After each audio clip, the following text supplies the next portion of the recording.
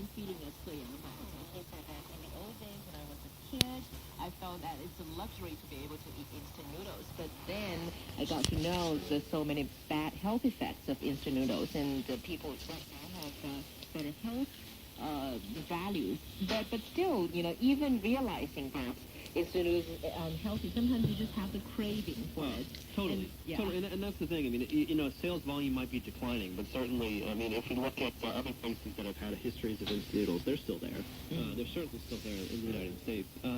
For me, it's a similar parallel, you might say, is Taco Bell. For me, Taco Bell was always like a real treat when I was a kid.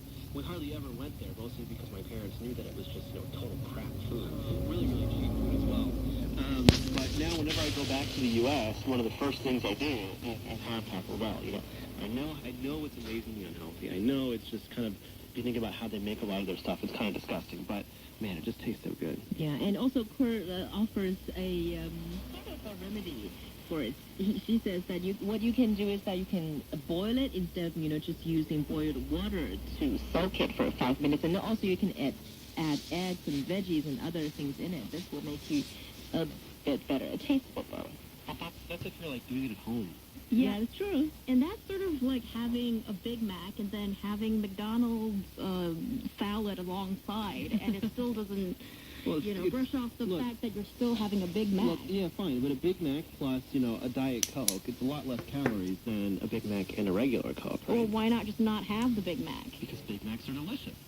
That's debatable. And I think here, there's only a future for maybe the Japanese or the South Korean, the foreign instant noodle brands to maybe have the market share grow here, because I think for these giants, they've already had the market, and it's probably going to be a continuing effect of not seeing sales growth. And for those foreign brands, they usually market that they have healthier ingredients, but I don't believe that. But they have a great image. Like, especially for South Korean instant noodles, first of all, South Korean people, they consume more packets of instant noodles than we do per person, although we do better in total. I don't know why there's this competition or whatever it is. So, this has a lot to do with their image and making it really fashionable and hip, and all the top stars are eating them in the TV series. But in China, I think instant noodles right now, it's still just sort of low-end quick remedy for a meal. So I think maybe something can be fixed there. Yeah. But also I think there might be ways to make it less unhealthy, but there are never going to be ways to make it super healthy for you. Yeah, it's junk food. Don't eat it. Yeah.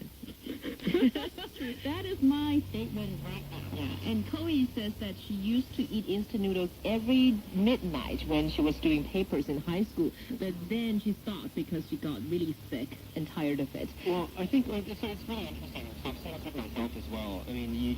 There's a noticeable difference in subjective feeling and attitude and feelings of wellness once you stop eating so much junk food. I used to eat instant noodles quite often as well, and just lots of just junk and crap, all this just various and sundry types of things.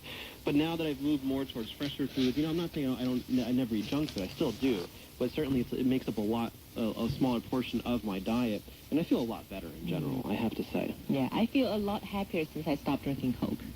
Well, Coke is bad for you. Coke, yeah. Because you got to remember, it's just empty calories, especially with the higher the carbohydrates, the more processed carbohydrates, as well as sugars. One of the reasons that people love it is it makes you feel good for a short period of time, but then you end up crashing very quickly, actually. Yeah, that's true. And it's Roundtable here with me, Xiaohua and Tom. The Phoenix sets up a new garbage collection policy, effectively reducing waste. We'll be talking about that story right after the break. Informed opinion and heated debate. Find out what's got China talking on our Roundtable discussion every day from 2 to 3 p.m. only on Easy FM.